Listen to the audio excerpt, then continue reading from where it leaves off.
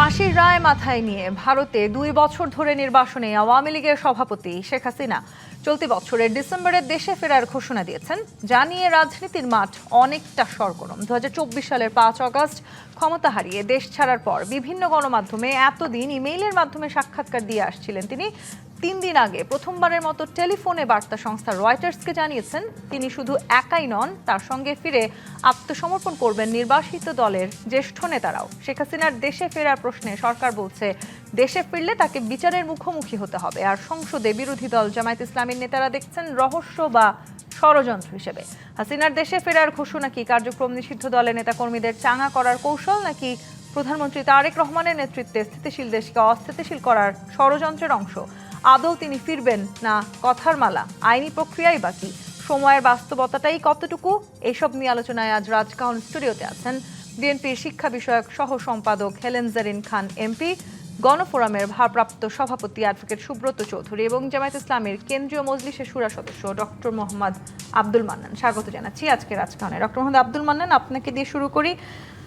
যদিও আজকে সংসদে প্রতিবাদ স্বরূপ বিরোধী দল ওয়াকআউট করেছে, তারপরে আসলে শেখ হাসিনা যে ফিরে আসছেন সেই জায়গাটি অন্তত শেখ হাসিনার ইস্যুতে আমরা দীর্ঘদিন সরকারি দল এবং বিরোধী দলকে এক স্থানে দাঁড়িয়ে থাকতে দেখেছি। এখন তিনি যখন ফিরে আসার জন্য খুবই সুস্পষ্ট বার্তা দিয়েছেন, রয়টার্সের মতন একটি বার্তা সংস্থাকে তিনি একেবারে তার ফিরে আসার যে দিনক্ষণ মাস উল্লেখ করেই তিনি ইন্টারভিউ দিয়েছেন।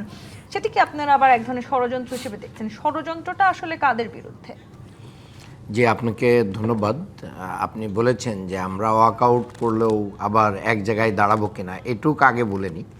আমাদের ভিতরে অনেক বিষয়ে মতদ্বৈততা থাকবে, অনেক বিষয়ে আমরা আদর্শগত পার্থক্য থাকবে এবং নির্বাচনী অঙ্গীকারের বিষয়ে আমরা যে অবস্থান সেটা ঠিক থাকবে, কিন্তু ফ্যাসিস্ট প্রশ্নে আমাদের ভিতরে কোনো মতবিরোধ নেই, মতদ্বৈততা নেই।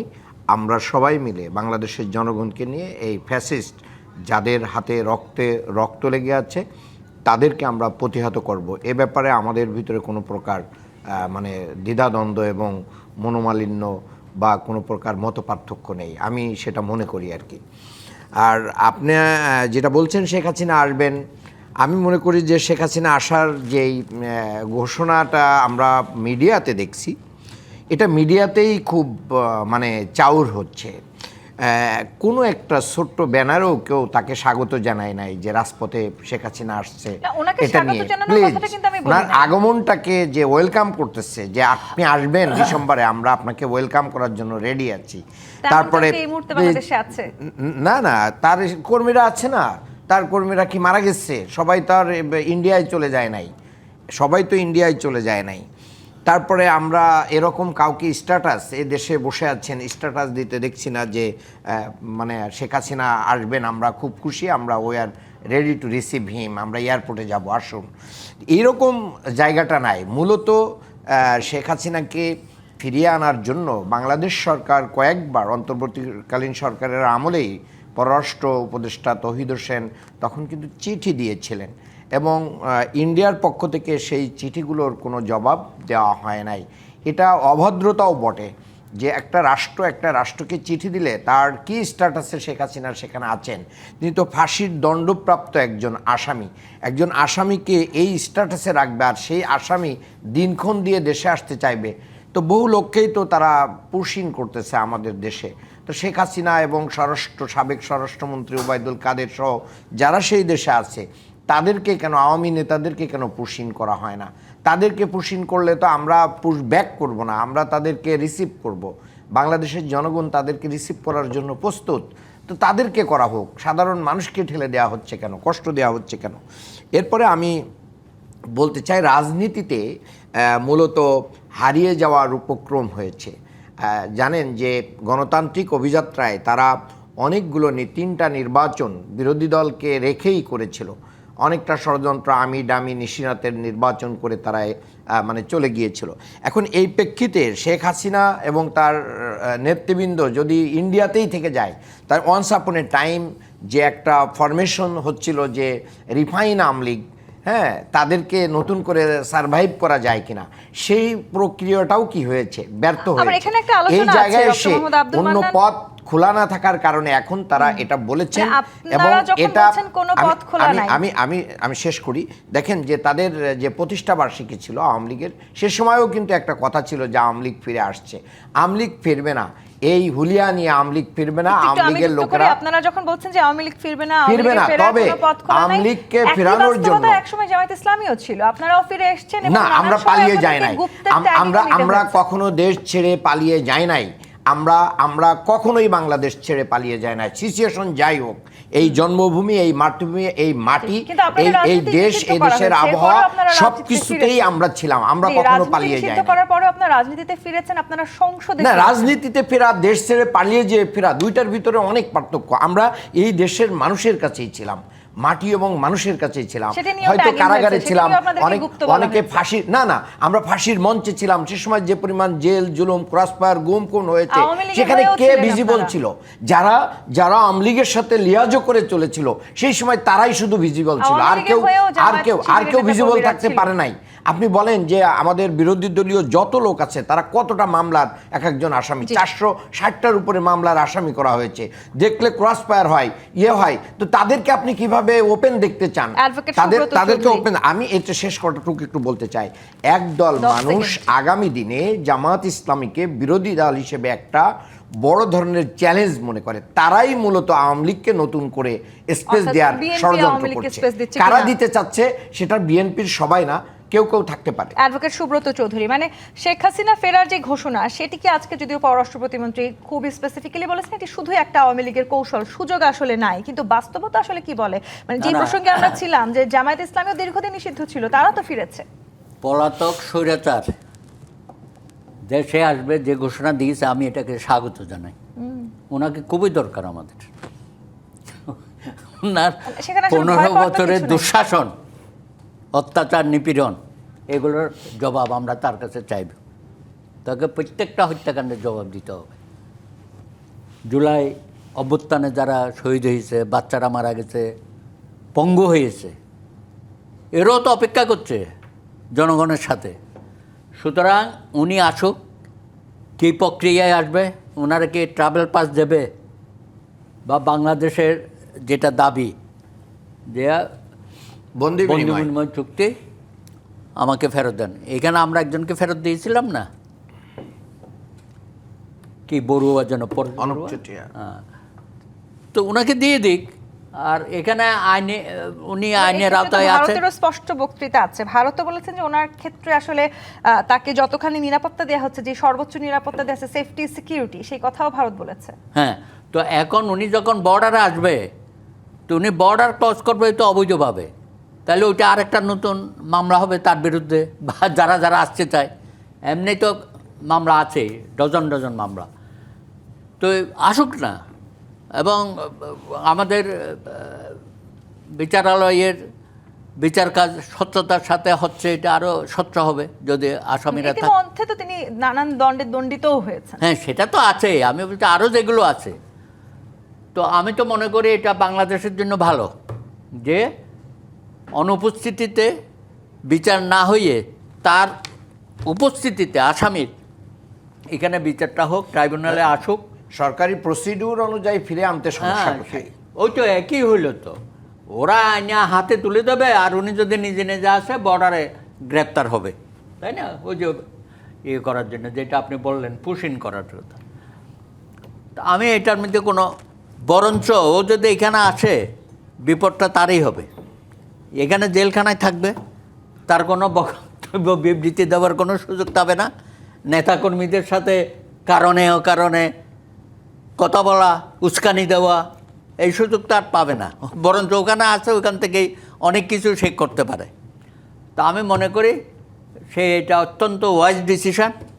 হ্যাঁ, উনি ফিরে আসুক, আমরা তার বিচারটা জনগণ দেখুক, স্বচ্ছভাবে দেখুক। আপনি জানেন যে গণ আদালতের বিচার কিন্তু দেখানো হচ্ছে মিডিয়াতে, তো সেটাও আমরা দেখতে চাই। এবং আন্তর্জাতিক অপরাধ ট্রাইব্যুনালের চিফ প্রসিকিউটরও বলেছেন তিনি ফিরে আসলে তাকে আসলে সেই জায়গাটাতে অ্যারেস্ট করা ছাড়া আর অন্য কোনো উপায় আমি নেই। তো স্বাগত জানাচ্ছি। কেন পররাষ্ট্র প্রতিমন্ত্রী এইসব কথা বলতেছে? কোনো দরকার তো নাই ভাই। আপনি তো একজন ফেরারি আসামি ফিরে আসবে, এটা তো খুশি হওয়ার কথা আমাদের জনগণের। তো এর সাথে আরও যারা আছে আরামায়েসে দিন কাটাচ্ছে, কলকাতায়, দিল্লি, আগরতলা, লন্ডন, কোথায় না সব শহরেই আছে, জার্মানিতে। উনি বলতেন আমি সবাইকে একত্রিত করে আনবো। হইতে পারে দিল্লিতে কেউ আসতে। তিনি সেই নির্দেশনাও দিয়েছেন, রয়টার্সের সেই সাক্ষাৎকারেও সেই হ্যাঁ, বক্তব্য তো স্পষ্ট যা হয়েছে। দিয়েছে ওইটাই শেষ, এরপর আর কোনো সুযোগ থাকবে না। জি, কিন্তু উনি এই বাংলাদেশ প্রেক্ষাপটে বাংলাদেশের রাজনৈতিক দল কোনো রাজনৈতিক দল আসলে এখানে ভয় পাচ্ছে কিনা? হেলেন জারিন খান মানে যেটি ডক্টর মোহাম্মদ আব্দুল মান্নান বললেন যে কোনো বিএনপির দলীয় নেতা কর্মী আসলে শেখ হাসিনাকে ফিরিয়ে নিয়ে আসার জন্য এক ধরনের সুযোগ তৈরি করে দিচ্ছে। আসলে কি দিচ্ছে? ধন্যবাদ আপনাকে, ধন্যবাদ দর্শক শ্রোতাদেরকে এবং সহ আলোচক হিসেবে দুইজন বিজ্ঞ লোক এখানে এসেছেন, তাদের বক্তব্য বলেছেন। আমি তাদের সাথে বিশেষ করে দাদার সাথে সুর মিলিয়ে বলতে চাই, মান্নান ভাই যেটা বলেছেন আমি জানি না এটা কোন দৃষ্টিকোণ থেকে তিনি বলেছেন, তবে এটা ঠিক যে তা আমাদের সরকারের উপরে তো একটা প্রেশার আছে।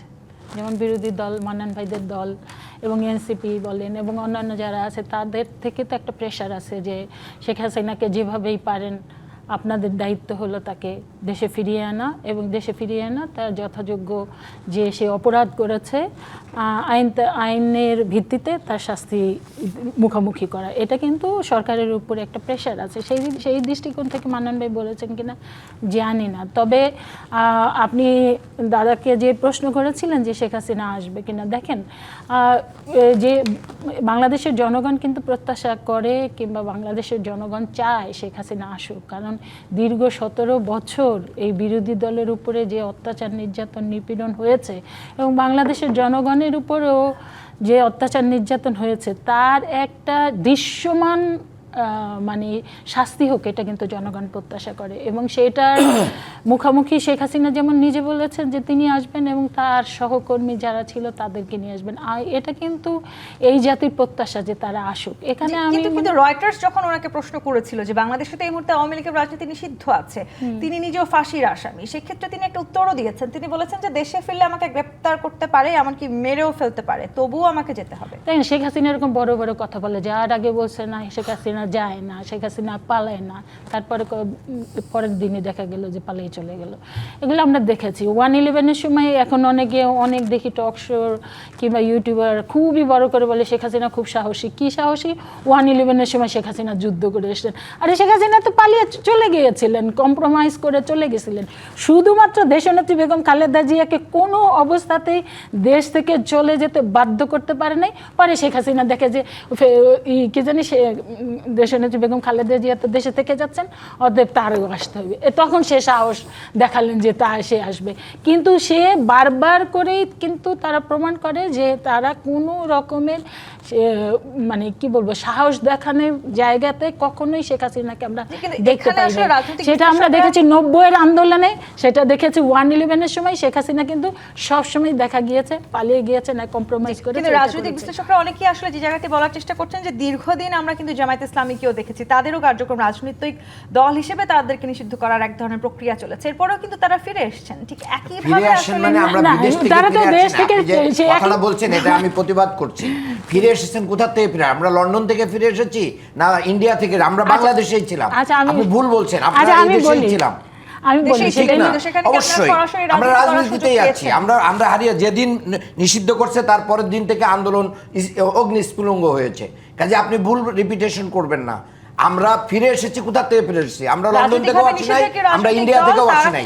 সংসদে ফিরে আসতে পেরেছে। ঠিক একইভাবে আসলে আওয়ামী লীগ যখন নিষিদ্ধ হলো, তাদের এখন দেশে যে নেতাকর্মীরা আছেন তাদেরও ফিরে আসার সুযোগ থাকে। দেখেন, জামাতে ইসলামের কার্যক্রম নিষিদ্ধ ছিল, এটা ঠিক। জামাতে ইসলামের পার্টি অফিস বন্ধ করে দেওয়া হয়েছিল জামাতে, কিন্তু এক নম্বর যে তারা দেশ থেকে পালিয়ে যায় নাই, আর দ্বিতীয়ত যে জামাতে ইসলামকে একদম এটা একটা অনেকটা বলা চলে যে কলা ঝুলানোর মতো এরকম এক অবস্থা, যে তোমরা আমাদের কথা শুনবে, নাইলে যে কোনো সময় তোমাকে তোমার দল নিষিদ্ধ করে দেবে। এরকম করতে করতে তারপর দেখা গিয়েছে 2024 সালে এই যে গণ অভ্যুত্থানের মাত্র কয়েকদিন আগে জামাত ইসলামকে নিষিদ্ধ করেছে। জামাত ইসলাম কিন্তু নিষিদ্ধ ছিল না, সেই কারণে জামাত ইসলামকে মানে আওয়ামী লীগের সাথে কিন্তু তুলনা করতে পারেন না এই অবস্থাতে, কারণ জামাত ইসলাম নিষিদ্ধ হয়েছে মাত্র কয়েকদিনের জন্য। আর আওয়ামী লীগ তো জানেনি যে আওয়ামী লীগ ইতিমধ্যে অনেক দিন হয়ে গেল যে আওয়ামী লীগের কার্যক্রম নিষিদ্ধ হয়েছে রাজনৈতিকভাবে। আর একটা হলো যে আওয়ামী লীগ সবাই বলে, কিংবা আমরাও জানি যে আওয়ামী লীগের অসংখ্য ভালো মানুষ আছে, অসংখ্য জনকল্যাণকর কাজ করে এরকম মানুষ আছে। এবং সেই কারণে কিন্তু আওয়ামী লীগের প্রতি আপনি জানেন যে দলগুলো এখন বিদ্যমান যে দলগুলো আছে তারা কিন্তু কখনোই চায় না যে আওয়ামী লীগের যারা মানে ভালো লোক, যারা মানুষের কল্যাণের কথা চিন্তা করে তাদের উপরে কোনো রকমের ইনজাস্টিস কিছু হোক। কিন্তু যারা দুর্নীতি করেছে, যারা অন্যায় করেছে, যারা খুন খারাপি করেছে, যারা গুম করেছে, তারা খুন করেছে, যারা 3-4টা নির্বাচন অন্যায়ভাবে দিনের ভোট রাতে করে জোর করে ক্ষমতায় থেকে গিয়েছে, তাদের তো আইনের মুখোমুখি হতে হবে। এখানে আবার সামনে আরেকটা বড় জায়গা আছে, মানে সামনে স্থানীয় সরকার নির্বাচন আসতে যাচ্ছে, সেই নির্বাচনে যেহেতু আসলে কোনো দলীয় প্রতীক থাকছে না। সুব্রত চৌধুরী, এই যে আমরা আলোচনা করছি শেখ হাসিনা যে ফিরে আসার একটি ঘোষণা দিয়েছেন, সেটি অনেকেই বলছেন সেটি আসলে বাস্তবতার সাথে যায় না, কিন্তু এটি হতে পারে আওয়ামী লীগের একটি কৌশল। এবং সেই কৌশলের সামনের দিকে যদি আমরা তাকাই, সামনে স্থানীয় সরকার নির্বাচন আছে, স্থানীয় সরকার নির্বাচনে কোনো দলীয় প্রতীক থাকবে না, এবং সেই জায়গাটিতে শেখ হাসিনার এই বক্তব্য তাদেরকে চাঙা করার জন্যই কি একটি বড় কৌশল কিনা? না, এগুলো কোনো সুযোগ নেই।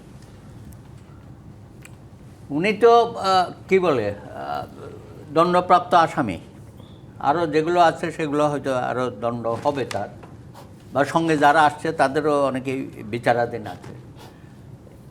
তাদের আসার সাথে ওই স্থানীয় সরকার নির্বাচনের কোনো ইয়ে নেই, সম্পর্ক নেই। স্থানীয় সরকার নির্বাচন হবে, নিরপেক্ষভাবেই হবে। তো মূল প্রতিদ্বন্দ্বিতা হবে বিএনপি, জামাত বা অন্যান্য দল যারা আছে। ইতিমধ্যে তো আমরা 2 মেয়রের প্রার্থী পেয়ে গেছি জামাতের, না? হ্যাঁ, নর্থ এবং সাউথ।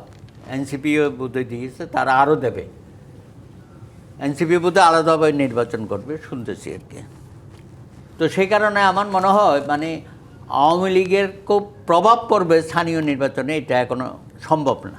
সেই নির্বাচনকে কেন্দ্র করে একটা ষড়যন্ত্র হচ্ছে, সেটা হতে পারে অস্থিতিশীল পরিস্থিতি তৈরি করা। এমনি বঙ্গ অর্থনীতির উপর আমরা দাঁড়িয়ে আছি, আমরা আর কত সহ্য করব? এর মধ্যে আবার ন্যাচারাল ক্যালামিটিস, এইটা তো আছেই, আমাদের সঙ্গেই যাচ্ছে এগুলো। তো সব কিছু মিলিয়ে তারা এখনও যে হাসিনা গত 1.5 বছর যা করেছে, আগামী দিনে আরও করবে। সে এই সরকারকে সবসময় একটা কি বলে অস্থিতিশীল পরিস্থিতির মধ্যে রাখতে চাইবে, এবং সঙ্গে যদি জামাত আবার যুক্ত হয় তাহলে তো পরিস্থিতি আরও ভয়াবহ হবে। তা আমাদের বিরোধী দল তারা কতটুকু ভূমিকা রাখবে এইসব ব্যাপারে, নাকি তলে তলে আওয়ামী লীগের সাথে কোনো রকমের সমঝোতা করে, সেটা আমি খুব সন্দেহান আর কি। হ্যাঁ, কারণ আওয়ামী লীগের সাথে জামাতের একটা অলিখিত বোঝাপড়া আছে, সেটা আমরা অনেকেই জানি, এবং এই জন্য অনেক খেসারত দিতে হয়েছে। হ্যাঁ, তার মানে আবারও যদি তারা সেই সমঝোতার জায়গায় যায় তাহলে তো তাদের আবারও সেটাই আর কি। এই হবে। জন্য আমরা জামাতকে সবসময় সন্দেহের চোখে দেখি। 86 থেকে দেখেন তারা, তারপরে তো 96-তে দেখেন, ইত্যাদি ইত্যাদি। তো যাই হোক, আমি এটা কোনো হাসির ব্যাপার না, আমি খুব সিরিয়াসলি বলছি যে আওয়ামী লীগকে পুনর্বাসন করার জন্য জামাতের একটা ভূমিকা থাকতে পারে। কারণ আমাদের মাননীয় আমির এবং বর্তমান বিরোধী দলীয় নেতা কত মাস আগে বলেছিল যে আমি সব ক্ষমা করে দিলাম। এটা মেসেজ না? মানে এই মেসেজটা তাহলে কেন গেল? ডক্টর মোহাম্মদ আব্দুল মান্নান, সবসময় আওয়ামী লীগের ইস্যুতে জামায়াতকে একটা সন্দেহের চোখে দেখা হয়, এবং তলে তলে আপনারা এখন আসলে আওয়ামী লীগের সাথে কোনো সমঝোতা করেছেন কি? দেখেন, মানে যার মনে যা ফাল দিয়ে ওঠে তা, একটা গ্রাম্য প্রবাদ আছে বুঝছেন। বিএনপি ওবায়দুল কাদের বলেছিলেন যে তলে তলে এটা ওবায়দুল কাদেরের বক্তব্য, যে সেই তলে তলে যে সমঝোতা হয়েছিল আওয়ামী লীগের তার ওবায়দুল কাদের। তার হ্যাঁ, আওয়ামী লীগের ওবায়দুল কাদের সাহেবের এই বক্তব্য সম্পূর্ণ বিএনপিকে ইন্ডিকেট করে বলা হয়েছিল, যার কারণে এই 17 বছরে ফ্যাসিস্টের পতন হয় নাই। আমরা কার্যকারী মানে বিপ্লব বা অভ্যুত্থান করতে পারি নাই। যেই মানে 28শে অক্টোবর 2023 সালে লাখো মানুষ এসে গিয়েছিল রাজধানী, এত কিছুর পরেও একটা বোমা কোন জায়গার থেকে আসলো এটা দিয়ে মানে ফখরুল সাহেব নেমে চলে গেলেন, তাকে আবার ডাকে ধরে নিয়ে আসে মানে হরতালে হাফবেলা হরতাল ঘোষণার পরে আবার ডাকে নিয়ে আসে বলেন যে না ফুলবেলা দেন, 2 দিন দেন, এরকম কোনো রকম মানে ইয়ে করে এত পাগল পাড়ার যান বাঁচানো মানুষ দিয়ে কোনো দিন কি হয় না।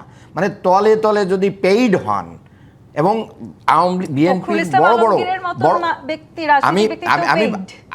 আমি বলছি, দেখেন বিএনপির অনেক নেতারাই বলেছে, বিএনপির ভিতরে রয়ার অনেক এজেন্ট আছে, এটা আমাদের বক্তব্য না, বিএনপির নেতাদের বক্তব্য। আমি আপনাকে বলতে চাই, দেখেন জামাত যদি মানে তলে তলে কি করতো, আওয়ামী লীগের সাথে আতাত করতো, তাহলে আমাদের 11 জন নেতাকে ফাঁসির কাস্টে ঝুলতে হতো না। সবচেয়ে বেশি স্যাক্রিফাইস আমরাই করেছি।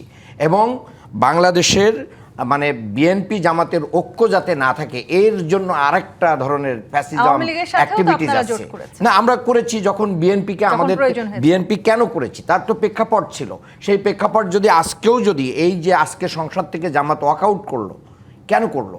এই ওয়াকআউট করার কারণ হচ্ছে গণভোটের রায় বাস্তবায়ন না করে সংবিধান সংশোধন কমিটি করেছেন ওনারা। তা আমরা তো এটার সাথে নাই। জনগণ প্রায় 70% জনগণ গণভোটের রায় দিয়ে একটা সংশোধনের জন্য আমরা সংস্কার পরিষদের শপথ গ্রহণ করেছে আমাদের এমপিরা। কাজেই এটা তো তারা সেখানে যেতে পারে না।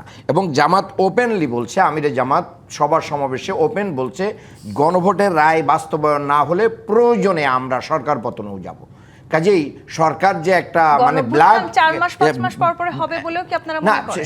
সেটা কখন হবে সময় বলে দেবে, কারণ আমরা তো জনগণের কাছে যাচ্ছি, প্রতিটা বিভাগীয় জায়গায় যাচ্ছি, অন্য জায়গায় যাচ্ছি। আরেকটা জিনিস আমি আপনাকে বলতে চাই যে শেখ হাসিনাকে যে জায়গায় আপনারা আনার জন্য বা অন্যরা যেভাবে বলতেছে শেখ হাসিনা, এটা আসার কোনো সম্ভাবনা নেই। বাংলাদেশ এখন একটা ব্যালেন্স জায়গায় আছে। কিভাবে? বাংলাদেশের সংবিধানে ইতিমধ্যে তত্ত্বাবধায়ক সরকার ব্যবস্থা ফিরে এসেছে এবং গণভোটকে বাতিল মানে অবৈধ ছিল, গণভোট বাতিল করা যে অবৈধ ছিল এটা আদালত ঘোষণা দিয়ে দিয়েছে। ইতিমধ্যে বাংলাদেশের প্রধানমন্ত্রী যে পররাষ্ট্র নীতি এবং তার প্রথম সফর দিয়ে যে কার্যক্রমটা শুরু করেছেন, এটার মাধ্যম দিয়ে ইন্ডিয়ার যে ইনফ্লুয়েন্স বাংলাদেশের প্রতি এখানে একটা ব্যালেন্স অবস্থা তৈরি হয়েছে। এই জায়গায় এসে বাংলাদেশকে আসলে অনেকে বলছেন যে আপনাদের এই বক্তব্য এক ধরনের দ্বিচারিতা আছে কিনা? আপনারা আমাদের দ্বিচারিতা নাই, আমাদের বক্তব্য সুস্পষ্ট। গণভোটের রায় এবং মৌলিক সংস্কার বাস্তবায়ন না হলে এই সরকারকেও আমরা ছাড়ব না। বাস্তবায়ন হতে দেখতে চান, আবার তিনি ফিরে আসতে পারবেন না সেটিও আপনারা বলছেন। মানে হ্যাঁ, তা তো অবশ্যই, কারণ তার রক্তাক্ত হাতকে তার এত মানুষের গুম খুন যিনি করেছেন তাকে কিভাবে আপনি রিসিভ করবেন? হ্যাঁ, তিনি ফিরে আসলে আইনের হাতে সোপর্দ হবে, তার বিচার হবে, তার ফাঁসি হবে। তাজুল ইসলাম কিন্তু একটা কথা বলেছেন, জামায়াতের সমঝোতা আছে আওয়ামী লীগের সাথে। সেই সময় জামায়াতের নেতা আসলে যে অভিযোগ করলেন যে মির্জা ফখরুল ইসলাম আলমগীরের মতন শীর্ষস্থানীয় বিএনপি নেতা তিনিও কোথাও না কোথাও গিয়ে আওয়ামী লীগের কাছে পেইড কিনা। দেখেন, আমরা না আসলে সত্যিকার অর্থে যেটা চাই মানে একটা পরিবর্তন চাই, কিন্তু জামাতকে না যতই আপনি দেখবেন যে কোনো টেবিলে আনবেন ওনারা সেই পূর্বের মানে কাহিনী কিংবা পূর্বের সেই ধ্যান ধারণা, আওয়ামী লীগ যেটা চিন্তা করতো কিংবা ওই সময় যে দোষারোপের রাজনীতি, ওই জায়গাতেই ওনারা চলে যান। আমরা চাই না বিরোধী দলটা ওই ধরনের প্লিজ আমি একটু শেষ করি, ওই ধরনের কথা ওনারা বলুক। দেখেন, তলে তলে প্রসঙ্গটা কেন আমি জানি না আপনি তখন কোথায় ছিলেন, কিন্তু আমি তো রাজপথে ছিলাম। আমি প্লিজ একটু বলি, আমি শেষ করি, তারপর আপনি বলেন। তলে তলে বিষয়টা এসেছিল, ওবায়দুল কাদের যেটা বলেছিল, কাউয়া কাদের যেটা বলেছিল, সেটা হলো আপনার নিশ্চয়ই মনে আছে যে 2024 সালের নির্বাচনের আগে তাকে যখন ওই যে ইন্ডিয়া একটু ডুয়েল করছিল, তখন তা বলছিল, অনেকে ভাবছিল যে ইন্ডিয়া এবার মনে হয় একটু চেঞ্জ হচ্ছে, তখন ওই ওবায়দুল কাদের বলছিল যে তলে তলে আমাদের তো সমঝোতা হয়ে গিয়েছে, তারা আমাদের পূর্ণ সমর্থন দিয়েছে। ওই সময়টায় ওবায়দুল কাদেরের মুখ থেকে এই তলে তলে বিষয়টি আসে। আর সুব্রত দাদা তার দীর্ঘদিনের অভিজ্ঞতা থেকে যেটা বলেছেন, আমি ওই অভিজ্ঞতা দিয়ে বলতে ওনার মানে উনি যেহেতু বলেছেন ওইটার যদি উত্তর দিতে হয় তাহলে আমাকে বলতে হয়। সেটা হলো যে এই জাতি দেখেছে বিশেষ করে আপনার 91-এ না 86-এ এবং 88-এ জামাত কিভাবে আওয়ামী লীগের সাথে এক হয়ে এরশাদের সাথে গিয়ে নির্বাচন করেছে এবং সেই কারণে হোসেন মোহাম্মদ এরশাদের স্বৈরাচারী সরকার দীর্ঘদিন 4 বছর বেশি থেকেছে। এরপরে 96 দেখেন বিএনপি কোনোদিনই কোনো আতাতের সাথে আপসীন নেত্রী দেশনেত্রী বেগম খালেদা জিয়ার নামটা এসছে কেন? আপসীন কেন এসছে? কারণ উনি কোনোদিনই কোনো অন্যায়ের সাথে কম্প্রোমাইজ করেন নাই বিদায়, এবং সেটা কিন্তু ওনারা স্বীকার করেন। আমরা কোনোদিনই আমরা সংবিধান সংশোধন, আমি শেষ করি ভাই, আপনার সময় আপনি বলেন, আমরা সেটা তো আপনাদের এনেছিলাম, আপনাদের জামাতকেও তো এনেছিলাম, গোলাম আজমকেও তো এনেছিলাম। বহুদলীয় গণতন্ত্র প্রতিষ্ঠা করেছিল বিদায় জামাত কিন্তু রাজনীতি করার সুযোগ পেয়েছে। জামাত তো রাজনীতি করার সুযোগ পেত না, এটা যে শহীদ রাষ্ট্রপতি জিয়াউর রহমান সেই সুযোগটা দিয়েছে। কাজেই আইন তার সবার, আইন সবার প্রতি সমান থাকবে। সেটা এই যে আপনি যখন বলেন তখন কিন্তু আমি বলি না, কিন্তু আমাকে বলতে দেন প্লিজ। এটা আর যেটা বললেন যে সংবিধান সংশোধন, দেখেন এইটা তো বিশ্বাসঘাতকতা করেছে অন্তর্বর্তীকালীন সরকারের প্রধান কিংবা অন্তর্বর্তীকালীন সরকারটি। কারণ আমরা প্রায় এখানে তো সুব্রত দাদাও ওই যে সংস্কার কমিশন করা হয়েছিল সেই কমিশনের দাদাও হয়তো অনেকবার গিয়েছে। সেখানে কিন্তু ডক্টর মোহাম্মদ ইউনূস বলেছিল যে সংস্কার মানে জুলাই সনদটা কী কারণে হবে, জুলাই সনদটা হবে যে সমস্ত দলগুলোর ঐক্যমতের ভিত্তিতে যেই কয়টা বিষয় একমত হবে সেইগুলো নিয়েই হলো জুলাই সনদ হবে, এবং যেগুলোতে ঐক্যমত হবে না সেগুলো যার যার ম্যানিফেস্টোতে দেওয়া হবে। কিন্তু পরবর্তীতে দেখা গেল প্রায় দীর্ঘ 9 মাস যেটার উপরে আলোচনার ভিত্তিতে নোট একটা নোট অফ ডিসেন্ট দেওয়ার কারণে বিএনপি প্রতিদিনই কিন্তু এই যে বিরোধী দলগুলো বিশেষ করে জামাত এবং এনসিপি একত্রিত হয়ে বিএনপি কেন নির্বাচন চায়, বিএনপি সংস্কার চায় না, এই সবও চায় না, এবং বিএনপিকে একটা সংস্কার বিরোধী দল হিসেবে কিন্তু পরিণত করেছিল। কিন্তু তারপরও বিএনপি কিন্তু বিএনপির জায়গায় ছিল, বিএনপি কিন্তু কম্প্রোমাইজ করে নোট অফ ডিসেন্ট দেওয়া হয়েছিল, এবং সেই নোট অফ ডিসেন্ট সহই কিন্তু সংসদের দক্ষিণ প্লাজায় যেটা জুলাই সনদ স্বাক্ষরিত হলো, যেখানে জামাতে ইসলামও স্বাক্ষর করেছিল, সেটা কিন্তু বিএনপি সহ 30টি দলের সাথে বিশ্বাসঘাতকতা করে গণভোটে যেটা দেওয়া হলো সেইটা কিন্তু এইসব দলগুলোর সাথে উপেক্ষা করা হয়েছিল। কাজে বিশ্বাসঘাতকতা করেছে অন্তর্বর্তীকালীন সরকার। সেখানে তো বিএনপি কোন রকম বিএনপি কিন্তু তার ম্যানিফেস্টোতে সেই জুলাই সনদকে সামনে রেখেই কিন্তু ম্যানিফেস্টো দিয়েছে, সেইটার ভিত্তিতে জনগণ কিন্তু বিএনপিকে 2/3 মেজরিটি চাইতে বেশি ভোট দিয়েছে। কাজে এই যে এই বিরোধ সৃষ্টি করেছে এর জন্য একমাত্র দায়ী অন্তর্বর্তীকালীন সরকার, এবং এই অন্তর্বর্তীকালীন সরকারটার একটা বিরাট অংশ জামাত ইসলাম এবং এনসিপি পরিচালনা করেছে। এবং আপনারা দেখেছেন কিছুদিন আগে টিআইবি যে রিপোর্ট দিয়েছে সেখানে দেখা গিয়েছে ওই ফ্যাসিস্ট মাফিয়ার আমলে যে দুর্নীতি হয়েছে তার চেয়ে অনেক গুণ বেশি দুর্নীতি হয়েছে অন্তর্বর্তীকালীন সরকার। সেই দায়িত্ব তো জামাতকে নিতে হবে, এনসিপিকে নিতে হবে। এখন আমরা শুধুমাত্র শেখ হাসিনার বিচার করতে চাই, অন্তর্বর্তীকালীন সরকারের সময় যে দুর্নীতি হয়েছে সেইটাও কিন্তু বিচার করা উচিত। অ্যাডভোকেট সুব্রত চৌধুরী, বাংলাদেশের রাজনীতিতে এই যে বিভক্তি জায়গাগুলো নতুন করে তৈরি হচ্ছে, বিশেষ করে এই যে জুলাই সনদকে ঘিরে কিংবা শেখ হাসিনার ফিরে আসা নিয়ে তার প্রত্যাবাসন কোন রাজনৈতিক দলের হাত ধরে হবে সেটা নিয়ে এই যে বিভক্তি তৈরি হচ্ছে, সেটাই আসলে মূল ষড়যন্ত্র হতে পারে। না, কোনো বিভক্তি নেই, এগুলো তর্ক বিতর্ক সংসদীয় রীতিনীতি এগুলো চলবে, ওয়ার্কআউট হবে, আবার যাবে।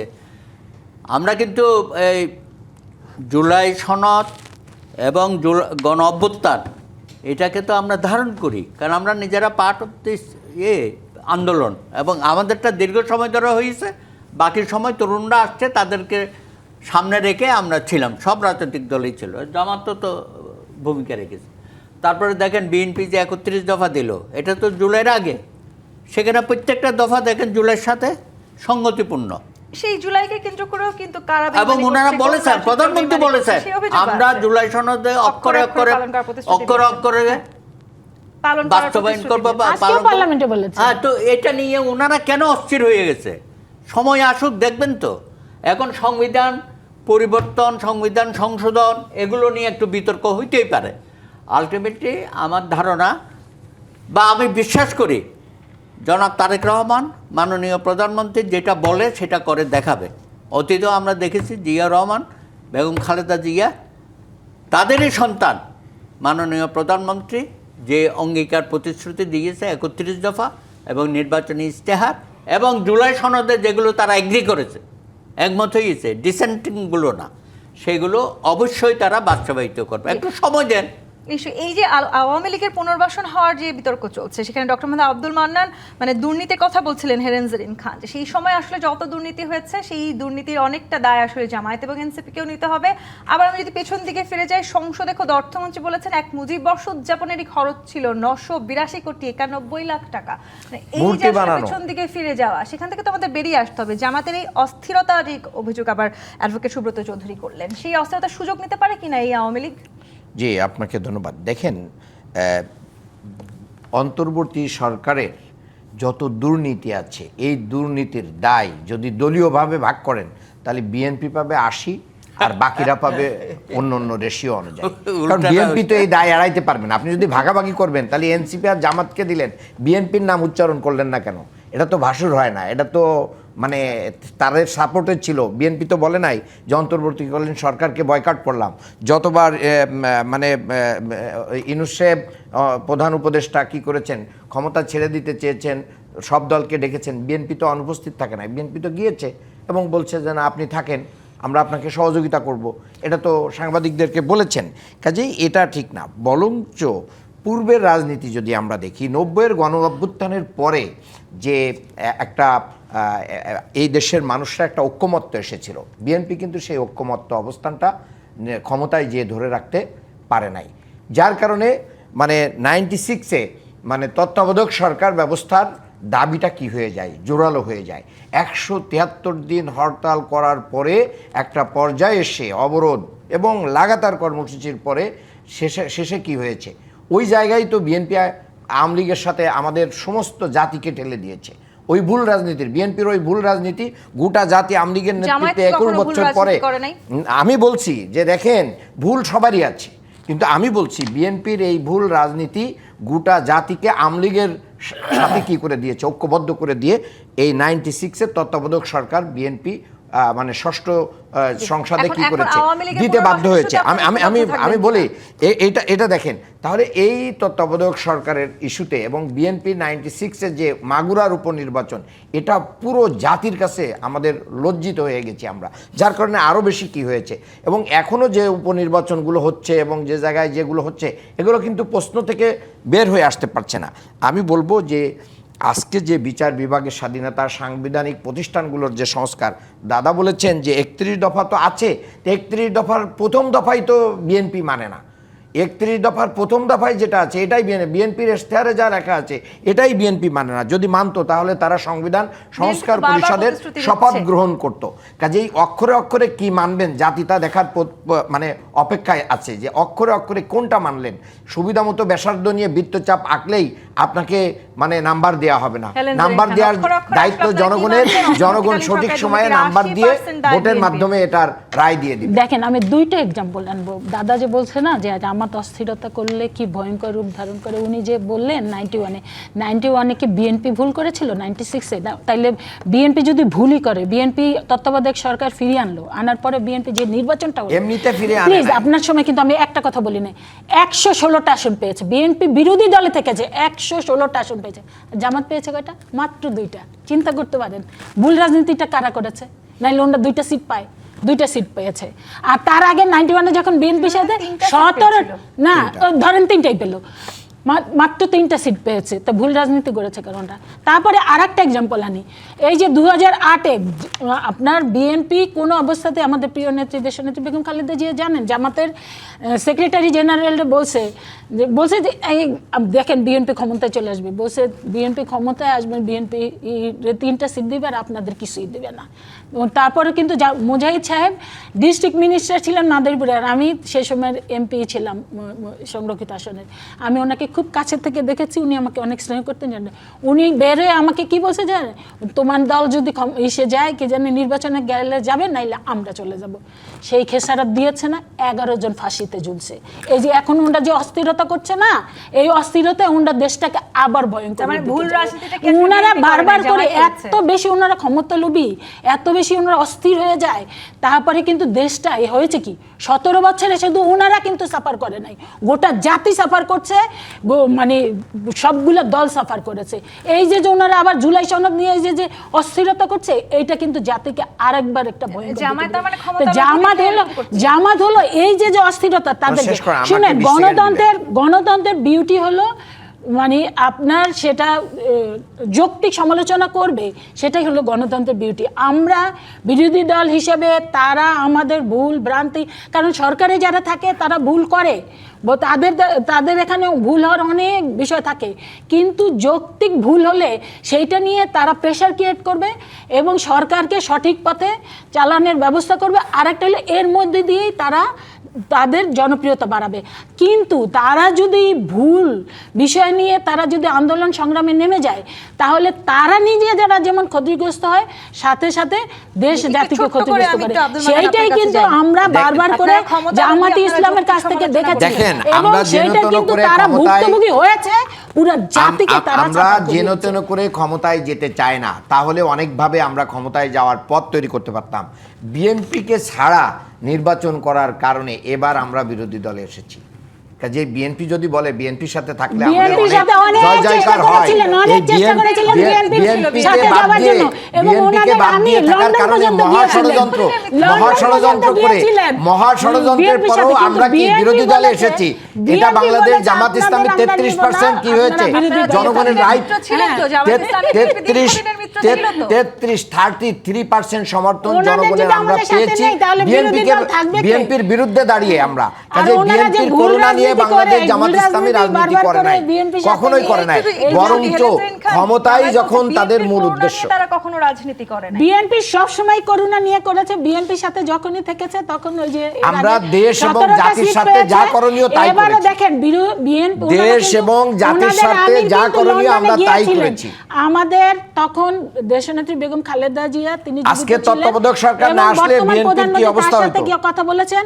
এরপর আপনাদের মনে আছে এই যে ফেব্রুয়ারি নির্বাচনের আগেও কিন্তু জামাতের আমির মাননীয় দেশনেত্রী বেগম খালেদা জিয়া তিনি যখন শাহাদাত বরণ করলেন তারপরে গিয়েছিলেন এবং সেখানেও কিন্তু বের হয়ে এসে তিনি ঐক্যমতের ভিত্তিতে নির্বাচন করবেন সেইটাকে দুই করেছেন।